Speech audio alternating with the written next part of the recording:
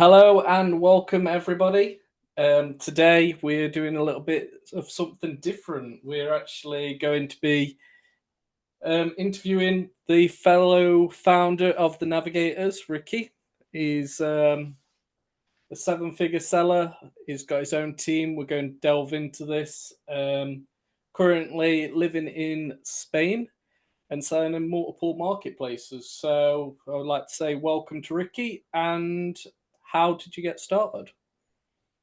Yeah, thanks. And good to be here and good to be interviewed by Ash. So, how did I get started? I mean, it was back in 2016. 2015 is when I started having a look and just sort of saw a bit about Amazon.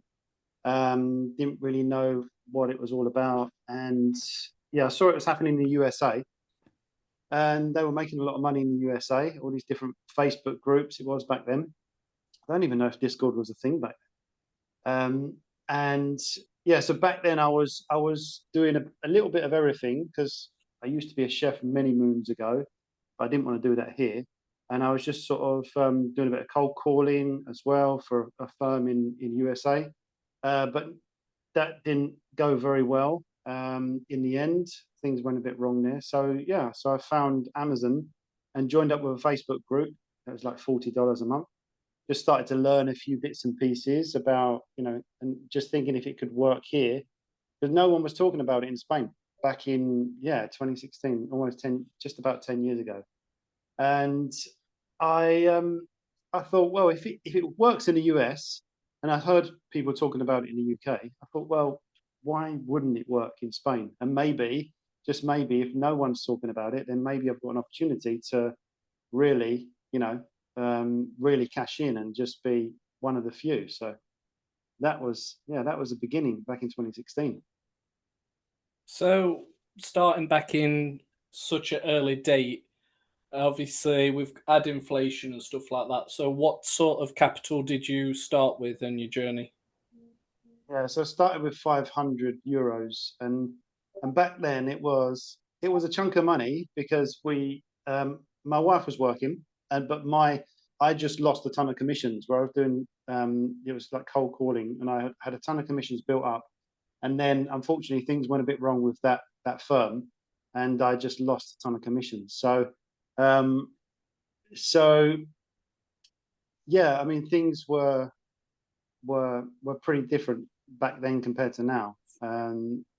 It's been I mean, everyone says that even back then people were saying that, oh, it used to be so easy and, now it's difficult and it's not the same as it used to be. But people are saying that now as well, right? You got it? Yeah. So people always say, oh, it's so much more difficult now. But they were saying that 10 years ago. And if it puts you off now, imagine if it put me off 10 years ago. It's I don't know what I would have been doing now, to be honest. I definitely wouldn't be chefing anymore, not in Spain, for sure. They eat too late. Yeah, that's brilliant. Um, so obviously you talk about like your chefing and stuff like that. What in what like when did you start like regards to like moving into Spain? Did you start Amazon when you first moved into Spain, or did you have a job before you moved to Spain? No, so I moved to Spain in 2012, and yeah, that was a big move, coming from the UK, and basically packed up everything. I didn't want to cook anymore, and just wanted to find something online. Tried a ton of different things, even a bit of, even a bit of gambling as well, a bit of online gambling and things like that. The kind of roulette things, and like, you can work it all out, and tried all that sort of thing. Lost a few quid there. Yeah, I won't remind the missus about that one. She weren't happy. But yeah, so I just wanted to do something online, sort of affiliate marketing. Tried that, and and yeah, and it was. I mean, it was years really before I found Amazon. I was here for 4 years. So I come here and I didn't have a job when I come here. I just my mate, even doing repairing maintenance on Apple store, the Apple stores, in the big tables in the Apple stores. Friend of mine, when I moved over here, he's a carpenter, and he was saying, "Why don't you come around the stores with me? It's easy enough to do." So I was traveling all around Europe doing that for almost 3 years as well, kind of part time. Yeah, so I was doing all sorts of things, and then just thought I'd try Amazon, give it a go. And we just put, 500 euros into it, and just said, if we lose it, we lose it. It's not gonna be the end of the world. And yeah, it's just reinvesting that, you know, all of it. It was reinvesting for the first 9 months, Yeah, so that's not taking brilliant. a penny out. That's brilliant.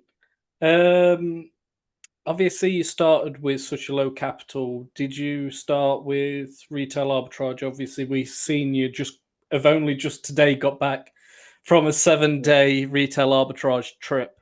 Did you start with retail arbitrage, obviously, or was you in online arbitrage at all, or how did it start for you? Yeah, it was just retail arbitrage. I didn't know about anything else really. I didn't know you could do it online, and I just found, going into stores, and obviously at the beginning, I didn't know anything. I was learning from people in the US. So the stores, obviously none of the stores that they used would be any good for me. So I just went into every store and just scanning like every product. And yeah, and it was all RA. That first 9 months was probably, I didn't learn OA until probably about maybe 5 months into it, when I just thought, like, I wonder, all these stores have got online presence as well. Maybe I can double up. But the thing is, in store, you never get the deals online that you get in store, because they're all in store. They may have 50 stores in the country, and they always have a few units left, so they'll just discount those and clear those ones out. You don't get that online generally. So there's a massive ROI or margin in store compared to online. Yeah, and obviously with retail arbitrage, you are like targeting a smaller audience as well, aren't you? So that's why them deals are a little bit better, I feel. Yeah, yeah, but you got to move about, right? You got to be there.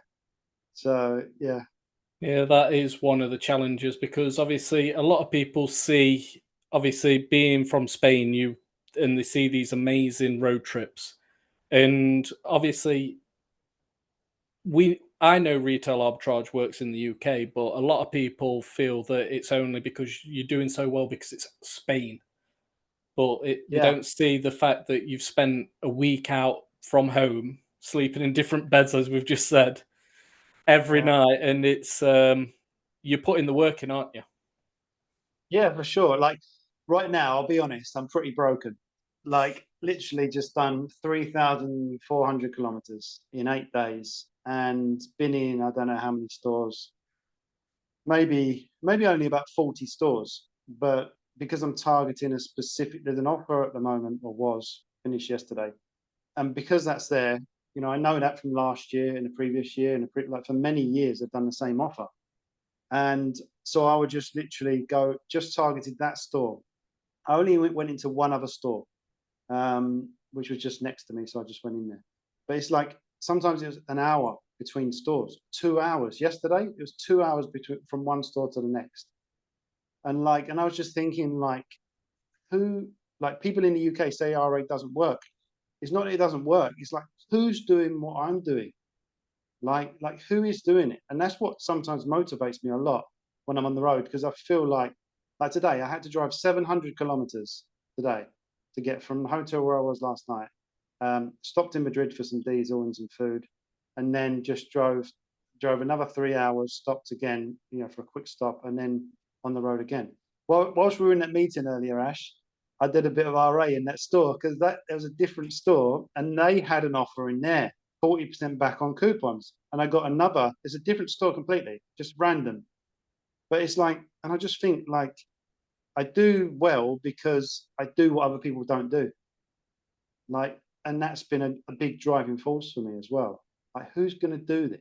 Who's going to drive so much and hit all of these stores? But then that's where the gold is. That's where the gems are. It's like some of these stores in the middle of nowhere. No one goes there, and I know no one goes there because the amount of old products they've got there, and I just clear up. Yeah, That's Still brilliant. gives me a buzz. Like literally, this many years later, it still gives me a buzz to know that I'm still doing the same thing I was doing 10 years ago. And back 10 years ago, people were saying, "No, I don't work anymore." Yeah. It's like it's great. Obviously, doing that much driving and stuff like that. So, what sort of amount of money have you spent? Obviously, you say you're getting 40% back. How does that all work out? So everyone understands.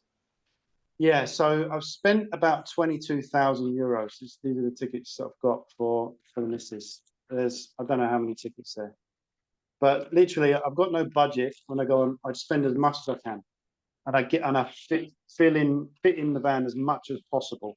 So I've done a tally up, and it's 22,000 euros I've spent. That's just on products. That's not on diesel, food, hotels, things like that.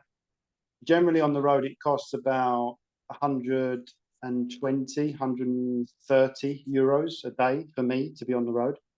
So I know I need to be making at least 1,000 a day profit, right, to make it worthwhile me even going on the road. Well, the offer was just on at one store, 40% back. They give it to you on a coupon, right? But for me, what I do with the coupons is I'll convert them to a gift card, right? And this doesn't make, like, you might say, well, it doesn't matter because I'm in the UK. That doesn't work in the UK. Maybe so, right? But the thing is, something works, and like I always say to everyone, you've got to find your thing that works, your gig, because there's always these little nuances that work in a certain place, country. Whether you're using EverUp, whether you're using Top Cashback, whether you're stacking, things like cashback and things like that, because you start stacking 10%, 15%, 20% sometimes with these different offers. And if you can spend 100,000, 200,000, like where we are now, we're spending 600, 700,000 a year. So if you start even taking 5, 7, 8, 10% of that, it's a massive deal. And like, it's, a significant salary just in those little coupons and cashback. And I always used to laugh at my mum when she used to get, oh, I've got these coupons, 20% off, 20 pence back on a loaf of bread or something like that. And I'm thinking, oh, it's not even worth your time, mum. But then now I'm starting to stack them up, and I found the power of stacking these up, and it ends up being, tens of, like, 40,000, 50,000 a year, which is like, it makes a big difference, right? Yeah, it does So, when you're spending that amount of money. Sometimes when I go doing my like shopping, I'll go through EverUp, and I'm thinking like yeah, I'm only making £1 back, but I'm like, if I do this every single day, that's 365 quid at the end of the year, isn't it? yeah, So I know it sounds like you're being tight, but it all does add up eventually, and 1% can add up over your lifetime of your spending, especially when you're spending thousands and thousands every single month. So it does yeah. add up. It does. And the Um, thing is, like I say to people as well, you spend the same money again and again and again and again. It's like that original 500 euros that we started with. Like, we've spent that, I don't know, thousands of times over. Like, we just keep spending it. Yeah, we extract some money out for salary and things like that, but we just keep spending that original money, and it just again and again, and it just grows and grows and grows.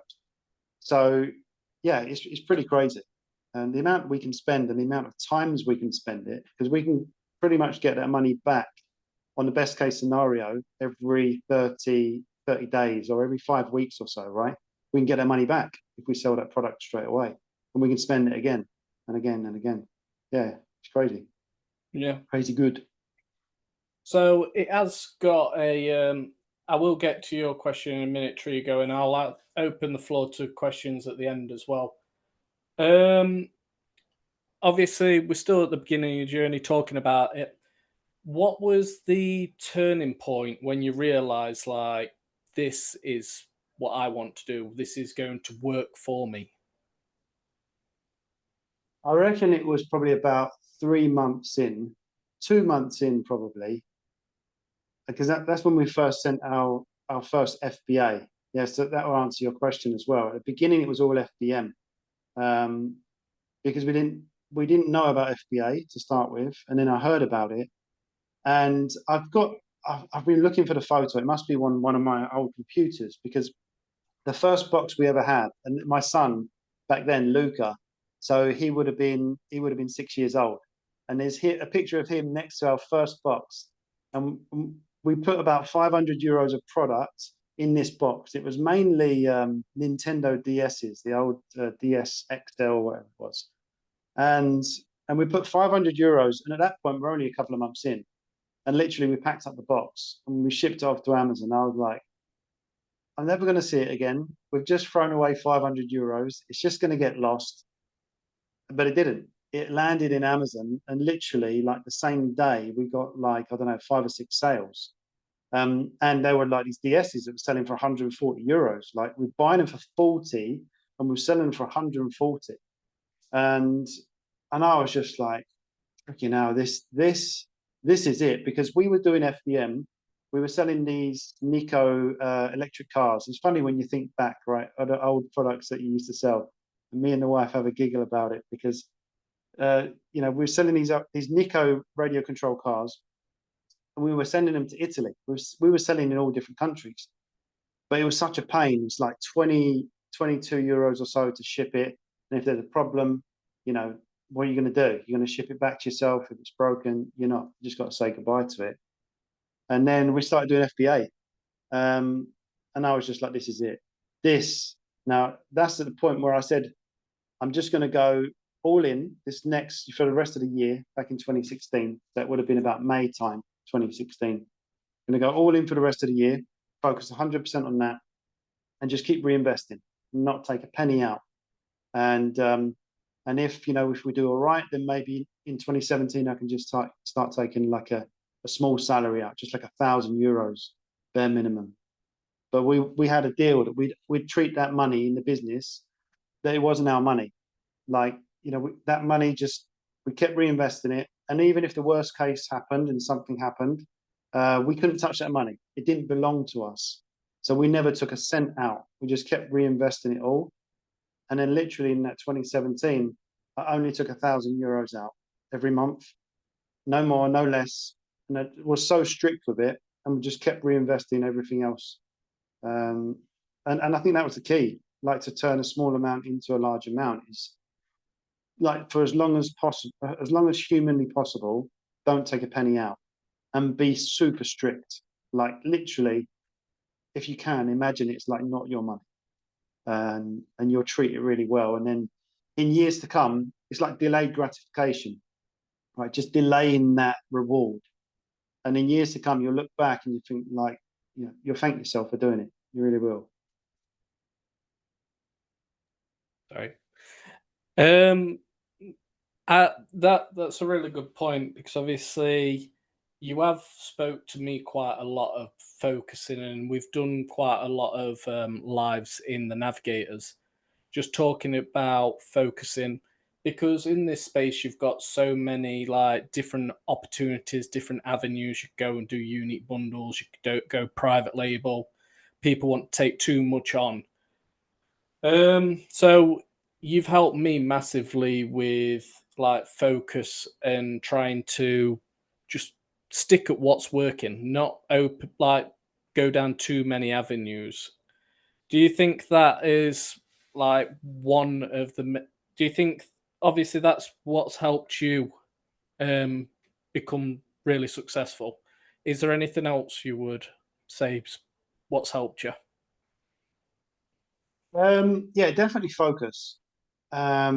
Definitely focus, because, like you say, if you start, Amazon is one. It's basically, let's say it's one marketplace. I know there's different countries, but it's one platform.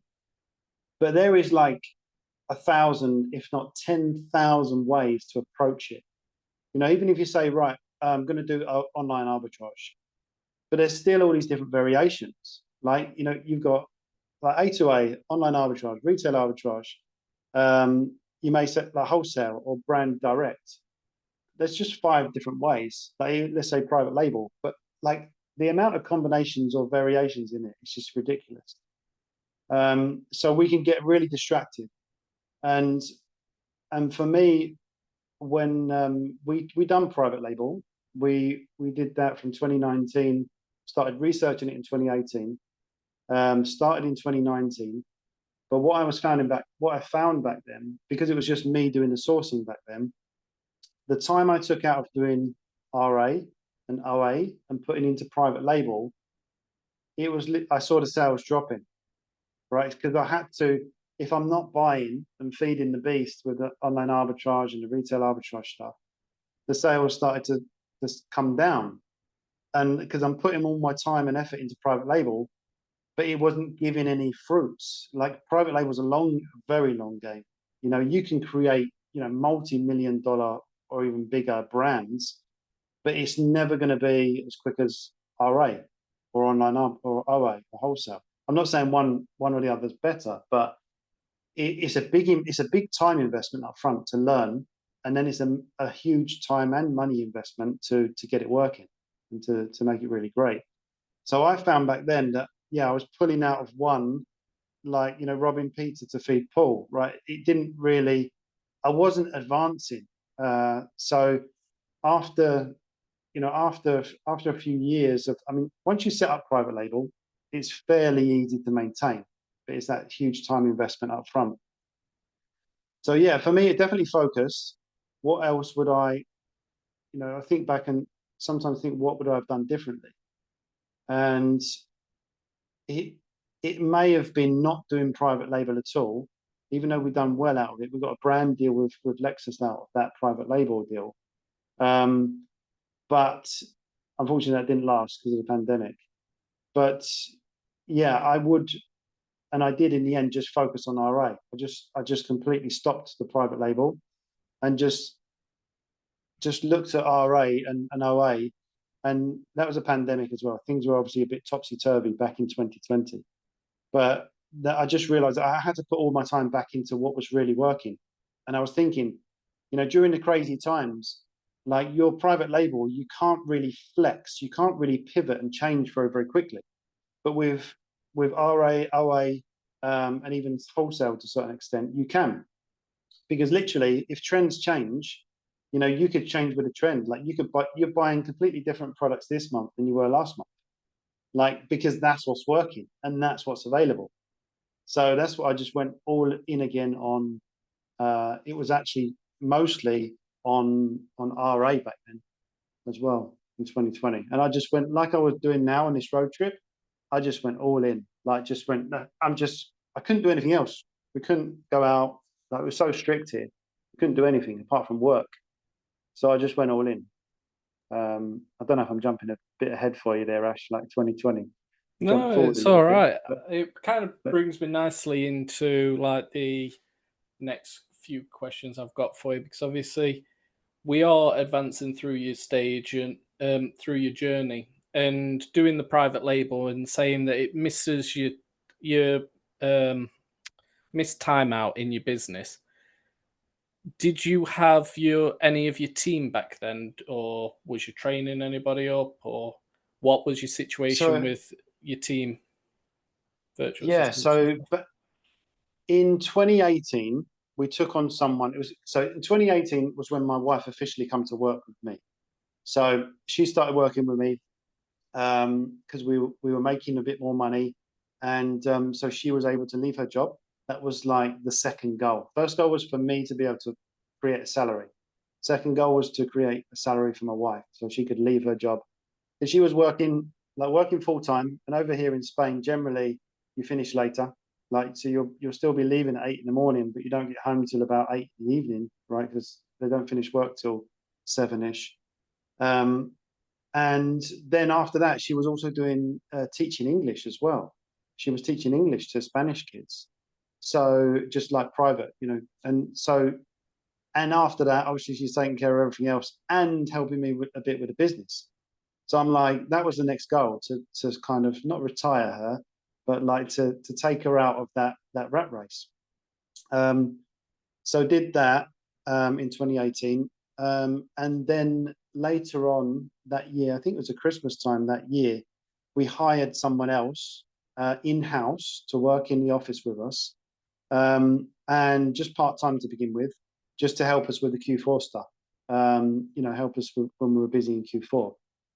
Unfortunately, like about a year later, it started to break down, and it wasn't really working. So we had to say goodbye to her, which was an absolute nightmare, proper nightmare. I don't know how it is in Spain with employees. If it don't work, you should be able to part ways. But here it was a real challenge, and we had to go through the court and everything else. And after that, we said, right, we're not going to hire anyone else in this country. I said, I'm going to hire a VA. So in 20, it wasn't until after 2020, we got our first VA. It was 2021, actually, early 2021. So we got our first VA, which was super scary, because I was like, oh, I don't know these people. They're a million miles away. Are they going to treat my business well? So there's always that fear. But if you want to expand and if you want to do more, and I didn't want to always be on the road, right? Because back in 2020, I was like flat out, like almost as much time away as I was at home, and we were still doing all our prep, right? Prep centers like they are now, they weren't really a massive thing, especially in Spain. It was a bit, now there's, I don't know, thousands of companies in the UK that are doing it. But back there in Spain, we found one, and I thought this is the time to start outsourcing. So we outsourced our prep in 2021, and we got our first VA in 2021. And at the beginning, even back then, it was still me placing all the orders and everything else. They were just doing admin stuff. But that was the beginning of outsourcing. And we still to this day, we haven't hired anyone else in this country in-house. I'm not saying there's obviously all different types of people in every country, but for us working with Filipinos, like they work damn hard, they speak great English, and the what do you call it? Not the I'm trying to think of the word. The culture, like the culture is just so respectful, which unfortunately don't necessarily find that a lot in the UK anymore, or even in Spain anymore. But they really respect the kind of hierarchy. Like they'll when you first meet them, they'll be calling you sir, or madam, and they still will keep doing it unless you just say, look, you don't need to do that, you can call me Lord, it's fine. No, you can call me by my name, but they'll still keep calling you sir. But yeah, and we haven't looked back since then. And how many people, what's their roles? How many people have you got now? Yeah, so on the Amazon business, we've got 8 people that are from the Philippines. And that's grown every year. So 2021, we hired our first. 2022 was our second. And then later that year, maybe the beginning of the next year, we hired 2 more people. So now we've got 8. And that may seem like a crazy amount, like a lot to a lot of people. But the way I've set it up is, and this has taken years to learn, but obviously I didn't want to keep on doing everything in the business because, I've just been on this crazy road trip, but I feel it. Like my body's done. And it's okay in short spurts, but I can't keep doing it all the time. And so you have to outsource. It's the only way to get some sort of freedom back. Because I don't know who here, like put your hand up if you want to start this Amazon business, or you've started this Amazon business for freedom. Not having to say yes to a boss, yeah, and doing what you want when you want to do it, right? Not having to ask, can I go on holiday? Oh no, that someone else has already gone on holiday. Right? That's the thing, it's for freedom. And then you start this Amazon business, and very, very quickly you realize that you can keep working 24 hours a day forever and still not feed the hunger that Amazon has if you're finding the right products. Like it's never ending. If you're finding great products, they sell so quick, and then you've got a big problem, a great problem, but it's a big problem. You've got to find more products, and if you've got a hunger like you want to do really well, and you want to really change your life, then what's the limit, right? Where do you want to take it? And you'll find that there is no limit. like on Amazon. If you can keep finding great products that are going to move and sell, it's just going to keep selling out. So I was like back in 2020, I was like, we've done great. That 2020 is when we went from 568,000 in 2019. That was our revenue. And 2020, we did 1.25 million. In a year, we did 110%, I think that is, or more, like increase in 1 year. But that's the point where I went, can't do this forever. Like I went all out, but I can't do it forever. So what do they do? What do these people do?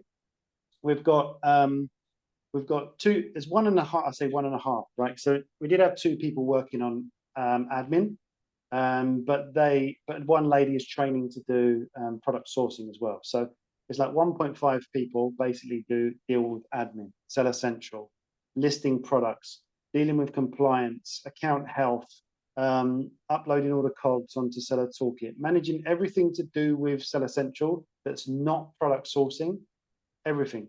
And some people may say, why you got so many people doing just that? Well, we now sell in 6 markets.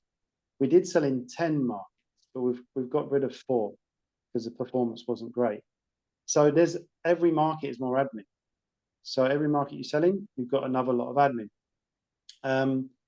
So 1.5 people on Seller Central, and then we've got one lady who deals with all of the invoices and reconciling all of the payments in the banks. Because as you imagine, we get through a lot of purchases, with a lot of the OA stuff and RA stuff. There's a ton of transactions, and probably this month I don't know if it's going to probably be like, I don't know, maybe 500 or something this month. So there's a lot of transactions going through which need to be checked. So she deals with all of that, works with Carmen on that. And then there's one lady who's my sales manager, and she deals with the team of 5.5 people doing all of the sourcing. So they're all sourcing, including her. And but she basically manages them a bit, so it's not every question is not coming to me, because that was a problem. Once you start employing people or having a team or outsourcing, you get all these questions coming to you all the time. So that was another stage for me where a realization was like, okay, I've got all these people working for me, so I don't have to work so much on this. But now there's all these questions, not just from one person, but from like 6 people. So then my time was just drained away. So I was like, okay, I need to give someone a pay rise and say, like, this is going to be your role now. So all of the smaller questions, they go to you. And then if you can't deal with it, you come to me. And that then took time, like just went from, 20 questions a day to 2, which was another kind of learning curve. And yeah, so that's really that. And we've got prep centers now in 4 countries. So we have 4 of those people who are sourcing products. They each manage a prep center in each country.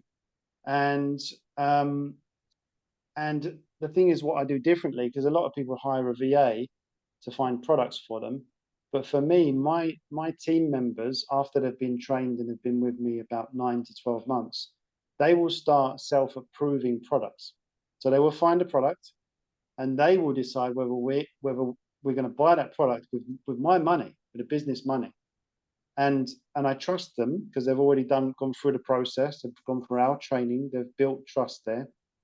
And obviously now you can limit on your credit cards how much they can spend a day. You could cancel it instantly if you needed to.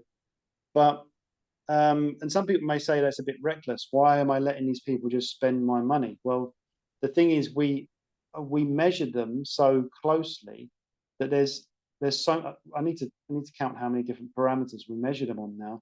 But it's probably at least 10 different parameters that we measure them on, in terms of how many products they're finding a day, what's their margin, what's their ROI, what is their stock count, like the value of the stock they've got compared to their sales. Like, and we do this on a weekly basis, because someone may be getting, I don't know, maybe they're making like, 3 or 4 grand a month, 3 or 4 grand, well, let's say $1,000 a week profit, which is great, but have they got 50 or 100K's worth of stock?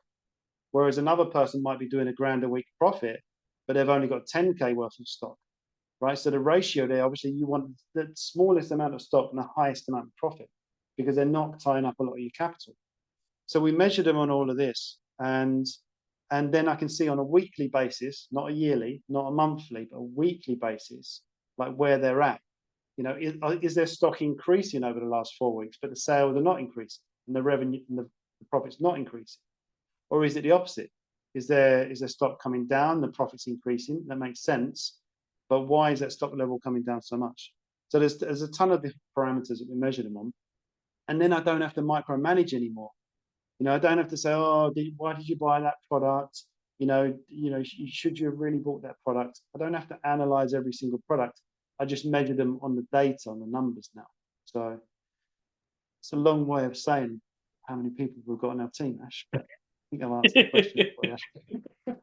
Well, you kind of answered a little bit because obviously you've answered like me next question really, because the next question was going to be obviously you've got a team, you've got prep centers. Obviously, you go out and do your retail arbitrage trips, but what is like your day to day kind of activities? Do you have meetings or do you just what happens?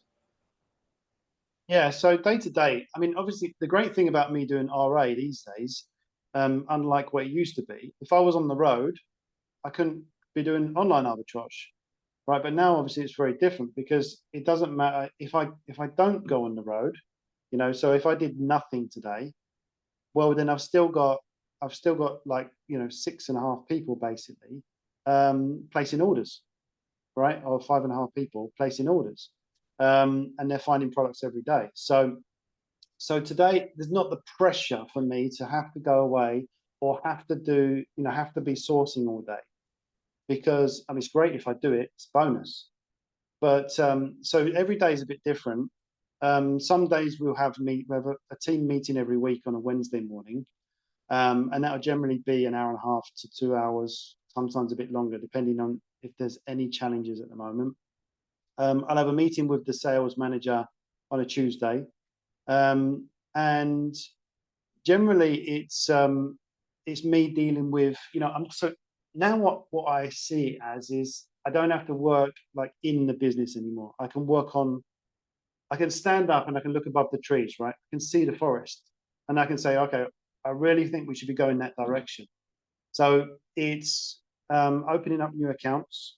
It's dealing with wholesalers. It's contacting brands. Dealing with any issues. Like obviously, they're still my team.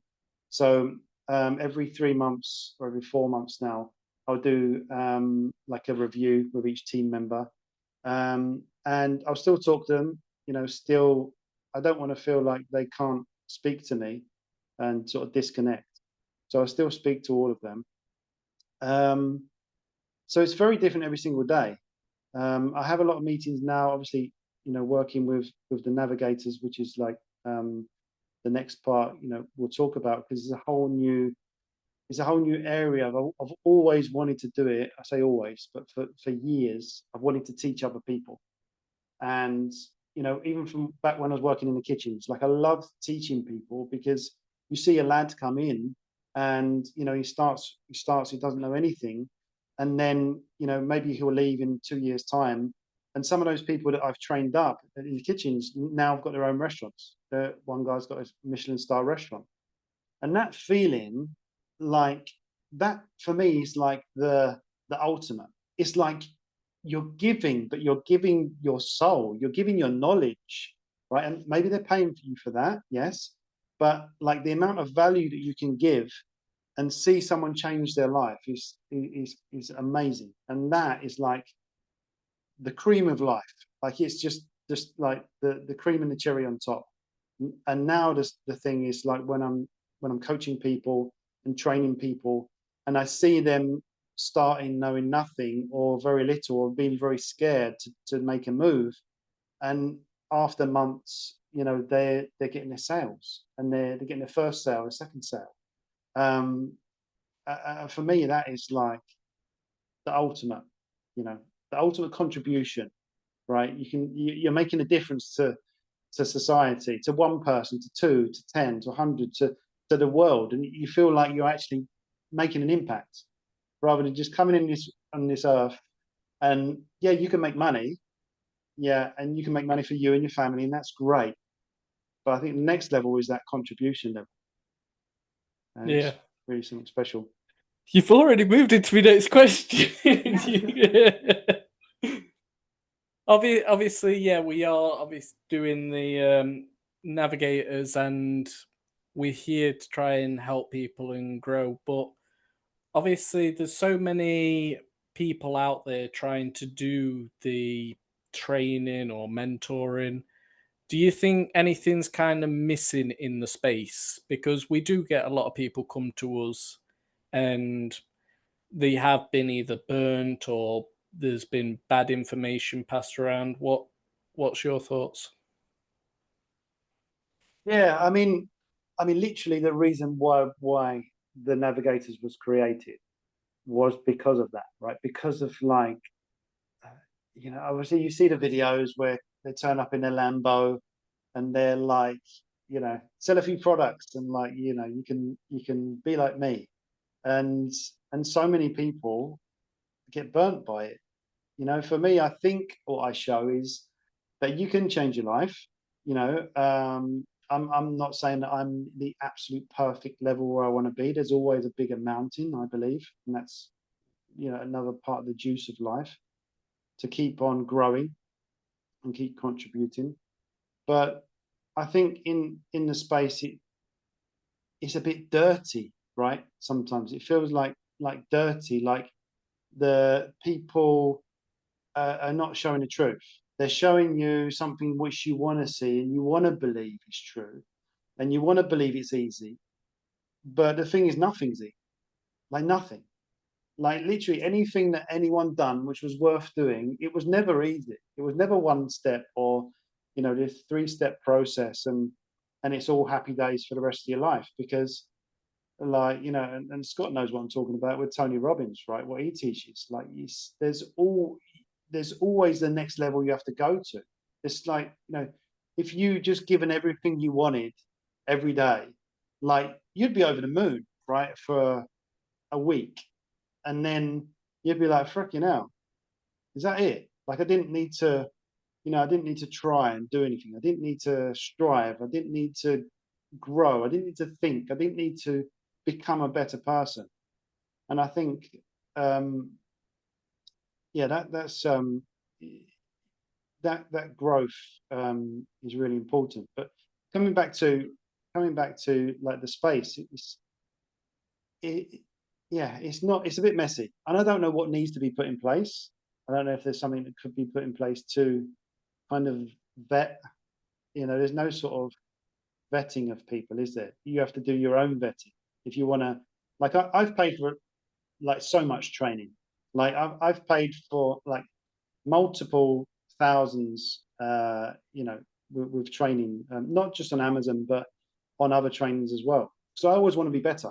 I always want to do things better and become a better person. And so I don't mind investing in that training to become better. But if you've not done your own due diligence and you haven't got that connection with the person you're being trained by, obviously you can get burnt, right? And like you say, like many people have come to us, and it's so sad because some people have come to us, Ash, and they've found us, and they've connected with us, and they can see that we're genuine people, we're down to earth people, we're not just all flash, and it's all like you can have whatever you want instantly. But so many people have got burnt, and they're done. Like that's it. Maybe they haven't got the cash, or maybe they just haven't got the energy anymore because they've been burnt a few times. And it's so sad. Like it makes me feel like I feel like a bit teary about it because I've spoken to many people like, and someone who's wrapped up their last two grand in one product because their mentor told them to, and they did it and it didn't work. They can't even sell the product, and that's it. What do you do? Like what can you say to these people? All you can say is you learn the lesson, Like, and the lessons that hurt the most are the ones that you remember for the rest of your freaking life. The ones that really hurt. Um, but yeah, it's a challenge, mate. I don't know what you think about, what could be Yeah, done. yeah, it is quite upsetting because, and I totally get it, because people who are looking for how to make money online are the people who pretty much need it. And then there's so many like all it needs is someone to go, here's what you could get, this really fancy car, and it draws people in. And then I don't really like to talk about the fancy stuff. I'm quite real, and people, it's amazing. Like when we go to these live events and stuff, people come up to you and go, "You actually who you say you are." And I don't think Mm. there's many people who would come up to others and say like that is so true, because we do try our best to talk to people as normal as possible. We try and be as straight as possible with you, because it's only going to come back to us if we put bad advice out there or something. And Yeah. it I think it's really important what we're doing, and that's why we try so bloody hard with it. Um, Obviously we have gone on quite a bit. We both like to talk. We was trying to keep it under an hour. I'm terrible for it. So I've got a couple of questions. We'll try and keep it short and snappy. So if you started again today with £2,000, €2,000, what would you focus be on? What would you do? How would you attack Amazon? Yeah. So I don't know if a massive amount would be different. Like, and really, I think what separates, the people that do really well and the people who maybe don't. I think it's how much effort are you willing to put in that others don't. Like, I think I'd do RA still, because that for me, there's still a buzz there. Like I go into a store and like, I mean, back in the day, it used to be finding a couple of products. Now it's finding a trolley full of products. It still gives me that buzz. Um, and I think I'd do a lot more OA. I would hire a team faster for sure, because I could have done it a lot earlier. It was just that fear factor. And I would outsource prep almost instantly, right? Almost at the beginning, I would outsource prep. And I would probably risk it. I mean, obviously hindsight, right? Knowing what I've known, I wouldn't go into private label. I wouldn't, test different investments. I would focus a lot more. And yeah, just go all in again. But I think, like I say, like if you're willing to do what others won't do, you're going to be successful. And for me, like I found my thing that really worked in Spain, and because and I'll just go and do what other people don't do. No one else does what I do. Maybe they go around locally, but no one else drives around the country. No one else goes to those stores. And I know people in the UK that do the same thing, and they'll go out for 3 or 4 days, or even longer, and do RA. And people say it don't work. Yeah, but if you hit 50 stores, right, one after the other, it may take you several days. It will work. Like there's no normally I just go away until the van's full.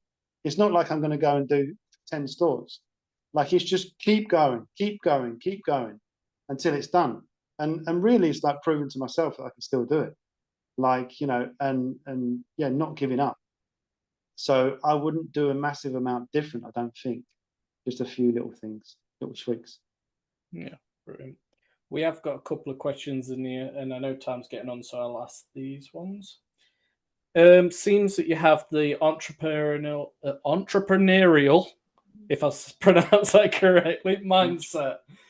I hope that word. Oh, he's put it again. Do you think being successful at FBA requires an entrepreneurial mindset, or is it possible for almost anybody? I think it's possible for anyone who's hungry enough and got a reason to do it, a reason to change their life. If you've got the reason, like nothing's going to stop you. There's nothing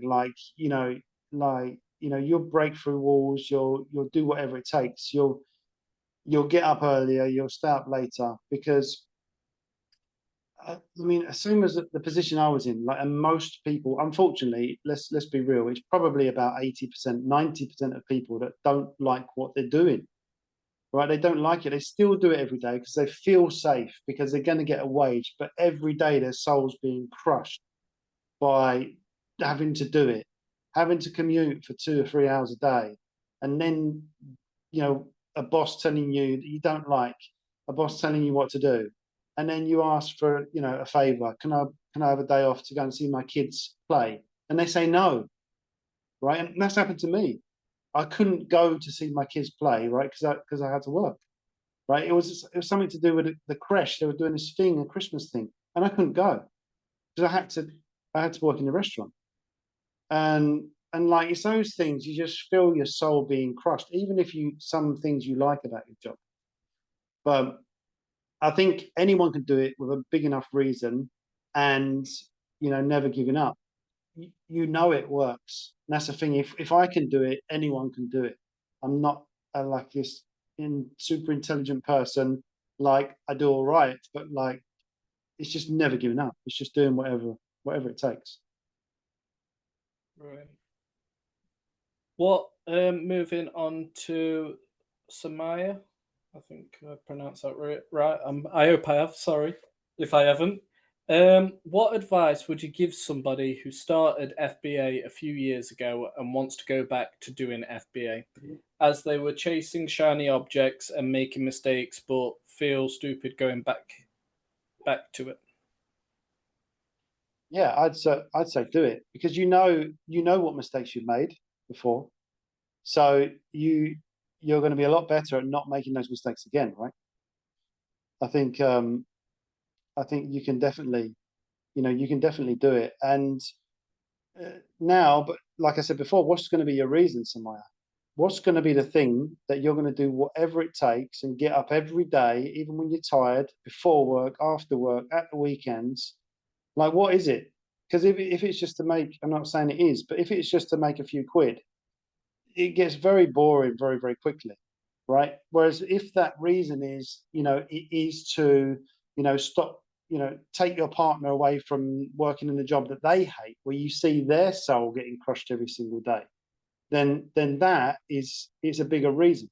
Because most of the time, we'll do more for others than we'll do for ourselves, right? We'll do a certain amount for ourselves, and then we'll put up with it. But like, for the people we love, we'll do way more for them. If you see that they're being affected by whatever situation they're in, you'll do way more for them than you will for yourself. So you got to have that reason, yeah. And write down the list. Why didn't it work before, right? And then you can obviously don't do those things. Did you put the effort in? Did you go out all the times you said you would? Did you get your calendar, on your calendar? Did you write all that down? So you've got the time, when you're going to be sourcing, what you're going to be doing, things like that. And don't feel stupid, right? We all, we can all give up. There can all be a reason to give up, but you got to have that kind of, either a list of reasons why you're going to do it, why you're going to make it work, and it's got to be a way more than what's going to stop you. Yeah, that's a brilliant point. You shouldn't feel stupid. You've got to think Amazon is like a massive learning curve for everybody, especially if you've not been in like e-commerce or run your own business before. You've got to take on so much. So don't feel like you you're a failure. Just kind of get back onto it and try and put, like Ricky said, eliminate all the mistakes you made before and just keep going, Yeah. being consistent. Scott's got a question here. Do you fill the van and come home, or do you send it in from the road and continue buying? So I used to. literally go around and fill up the van and then ship it in to Amazon. So that's what I used to do back in the day. So originally it would just be, I literally started off going around in my wife's old Fiesta and filling up the Fiesta, right? And that was going to Madrid. And then I was like, okay, I need a van. So I got a small van, filling that up, and then realized that, I could be all the way down in Valencia, which like, it's like 1,000 kilometers away in Valencia, the other side of the country, or in Barcelona. And then I'd have to drive all the way back again to unload and then ship it all the way again to like Madrid. So I thought, why don't I cut out the middleman and just start shipping from the road? Like I could literally so I'd start taking all the products from the van, booking a hotel for 2 nights, putting it all in a hotel, taking labels off with a hairdryer, like scanning it all, listing it all, and then I'd box it all up, and then I'd take it to UPS, the big UPS station. So that's what I started doing. And then and one time I went away for a month. It was like about this time of year, and I was away. I got back home on the 18th of December. So I was away for like literally, I think 27 days. And I think I'd sent in 3 shipments from the road and filled up the van and then come back with a full van. But that's how crazy I was going into it and just really going for it. And then I thought I'd get a bigger van. If I get a bigger van, then I can just fill it up and then come home, because it's not fun shipping it from the road. Like I'd end up shipping it from a hotel, and then I thought, what about if I just park in there's a lot of underground parkings in the shopping centres here. Park in one of those, back up into a corner, and then I started doing shipments from the back of the van in an underground car park. And it made sense because I could just literally empty the van and do it again. But it's a massive headache. Like, I'll be there for like 7 hours, unloading, counting up, stacking it all up, right, putting all this in the boxes, and then talking to Carmen. She'd be like helping me with the shipment, and then I'd have to go to UPS and ship it all, and then do it again. Like you feel great, I've shipped it, now the van's empty. Now you got to do it all again.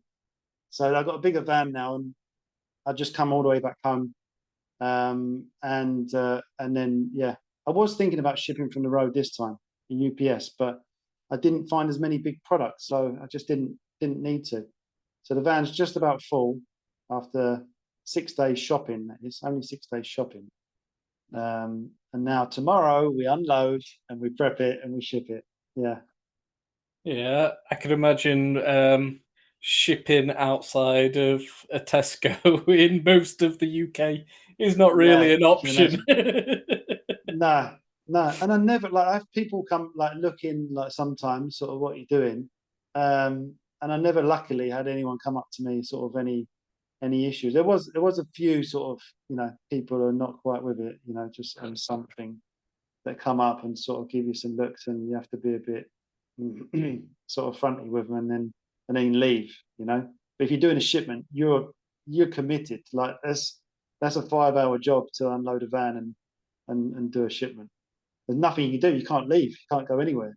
Yeah, Yeah, but I haven't done that for years actually. But I was prepared to do it on this trip. yeah. We've got one here from Daniel. How do you do item analysis in short periods on for RA? Yeah. So for me, like obviously, if you go into a store, and the stores here are like Tesco's, but even bigger. Like, you imagine a big Tesco's in the UK. These are like double, and they've got all sorts from, everything you need basically to live. Like pretty much everything, sheds, the whole lot. Um, and yeah, so when I'm going in a store, I could scan a million products in a store, but I've just choose to focus literally on this trip. I was going into one store, just one store chain, and that was it, because that's what had the offer now. And I would just go straight to the toner cartridges and ink cartridges, because the I always think of things that are always being replaced and always being replenished, like in terms of new models. Ink cartridges, toner cartridges, they'll get replaced. So you want to be careful of the ones that have got dates on them. I don't buy those ones. But things like Canon or HP, in terms of the toners, they don't have dates. They don't have use by dates. So I'll go to those first, And I used to go to video games, but I haven't bought any of those for years. There's not been so much great stuff on there because it's always a matter of time. Like, what do you focus your time on? So I'll go to these toners and the cartridges, and they had these offers on these cartridges, Canon ones, 10 cents each. They sell for 16 euros normally. And I thought they were 3.90 at a ticket for 3.90. And I checked with the app in the store and it come up 10 cents. And I know if it's in that store, it's in all the stores at 10 cents. So I literally grabbed all of them, these ink bottle things that you refills and all of these Canon cartridges. So I got all those. Once I've done that, I go straight to the toys because the toy offer had 40% back. So that's it. Go to the Lego straight away. This is literally because I'm focusing time for money right here. So straight to the Lego, scanning all the shelves to see what's been marked down. What doesn't have a 99 on the end of it has been marked down in this store. And it's all stuff you learn over time. And then I'll just go around to the other sections and I'll be looking for, like, I was literally looking for the Batman stuff, for the Beyblades, for things like Tamagotchis, things like that. And I would just literally go into these certain things and that was it, right? And I'll be out of there. I wouldn't be scanning all these other products. Most of the scanning is done with my eyes these days because I can see the deal, because I know roughly what it's going to be selling for on Amazon. And if it's not got a markdown on it, you know, and it's not really clear that it's marked down, but because I know I've been doing it for so long, so I'll just focus my time. And yes, there's probably 1,000 different products that I could make money on in that store, but I'd need to scan all of them to get those. And for me, it's about time. This offer was available for 6 shopping days when the stores were open. So I'm like, I'm going to hit as many as possible. And you know, you may say it doesn't really matter to me because I'm in a different country, different stores. You just got to find the thing that works. Yeah, you just got to find that thing that works and just go all in on that and do whatever it takes. Yeah. There's like you says with your ink cartridges, once you find one product which is marked down in price, it happens in Sainsbury's as well. So if you find even using even if the price on the actual shelf is full price, take your in-store scanner and scan it, and it usually is the same price as that reduced price you've seen elsewhere. That's like a really Yeah. good tip. But it does, People won't know that, right? and you Yeah. do once you go in, because like when I first started, I was just doing retail arbitrage, and if you keep going and doing them reps, you could go into a shop, you could go, right, I've scanned that before, I've got scanned that before, and you've got to kind of Mm. take a bit of a mental note as well, aren't you? And just Yeah. think, I've scanned that before, it's not profitable. I haven't picked that up previously, and you can actually speed up your process the more you do it. Yeah. Exactly. Yeah, that's why some stores, if there's not a lot in there, like I'll be in and out in 10 minutes, you know, because I'm not even really scanned anything. I've just literally, with my eyes, just looking around and looking for the products I already know, and something that just sticks out, like it's too cheap, like something looks too cheap for what it is. And then, and you'll see in some stores like this one, if it's a round number, it's got a discount on it. And it may be in your store in Sainsbury's, it's an orange label or something like that. But it's just those little discrepancies that you'll notice, and then that's what you focus on. And like you say, if it's like that in one Sainsbury's, it's like it in all. So yeah, you can clear up if you're Yeah, willing to drive about. yeah. Another thing, like for retail arbitrage, is like look, like you said, you notice sometimes the price is different. So if you've got like hair dye, you've got obviously black, brown, blonde, whatever colors, but sometimes you'll see one of the colors is just probably there's no special sticker. It's probably like 1.99, where the others are 9.99. It's the same Yeah, product. It's just different color. It's not popular.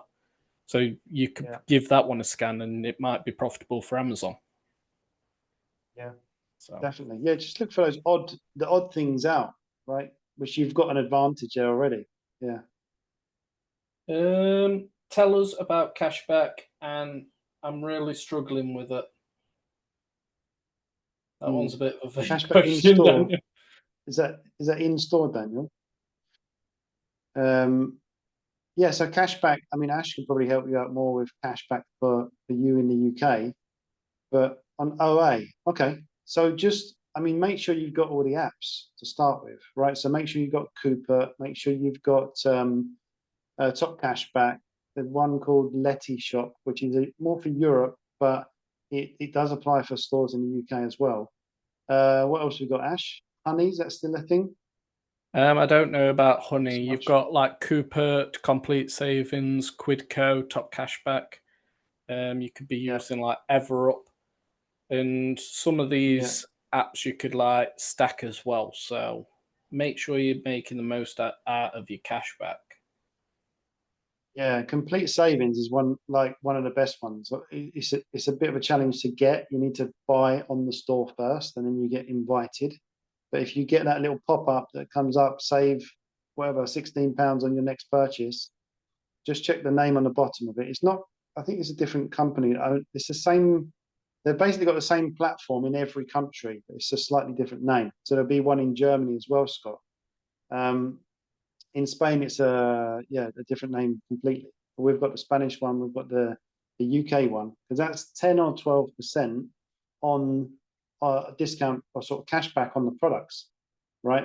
So for example, Argos in the UK, like we purchase at least 2 or 3 times a week on Argos in the UK, and from 2 purchases, I think one was about 450, and the other one was near to that, and it's nearly £100, right? Cashback already just from 2 purchases. That was the first 2 purchases we did. When I was in the UK, I opened up 2 accounts because I had only have the opportunity in the UK. It doesn't work with a VPN. So I opened up 2 accounts. And even though it costs 18 quid a month, like, you spend 180 quid, you got your money back. And you can, if you want to faff around, you can claim that money back as well anyway, every month. You can get it for free. So yeah, something like that, because then you've got that advantage already, right? If you can find products where you can make your margin on, and then you get all that back on top. You can pump that back into your business if you want to grow that faster, or it's for you, right? Personal. Yeah. Right. I So think hopefully that. that helps, mate. Yeah. Yeah. Yeah, good. Um, that was the last question because obviously I know you're a bit knackered and Yeah, it's mate. obviously time difference. So Yeah, we're an hour ahead, aren't we? yeah, you're an hour ahead. You're probably knackered, wanting to get back into your own bed after the long week you've had. Don't start yawning, Yeah, Scott. You'll make us all go. yeah. I probably won't sleep well tonight in my own bed. I'm used Yeah. to a different bed every night. Right. I'd just Yeah. like to say thank you for everyone showing up. Thank you for your questions. And more importantly, thank you, Ricky, for obviously sharing your story. And Cheers, Ash. It's been good. yeah, Enjoyed it. me too. Good. Yeah, cheers, guys. And if Thanks, you've got Ricky. any other questions, make sure you jump in the navigators. If you're not a premium member, obviously you should be, because we give a ton of value in there. If you think we give any value in the free part in the free chat, then it's a different world in the premium side. There is everything you need and more. And if it's not there and you want it, we'll create it. So yeah, more value than you pay for. I think any of the guys that are premium members can attest to that are here already. Yeah. Yeah. So thanks, guys. It's been a blast. Any questions? Reach out. Yeah. Right, guys. Amazing. Thank you, Yeah. Thanks, everybody. Ash. Thanks, everyone. Thank you. Speak to you later. See you in See the you next one. later, guys. Bye bye. Bye.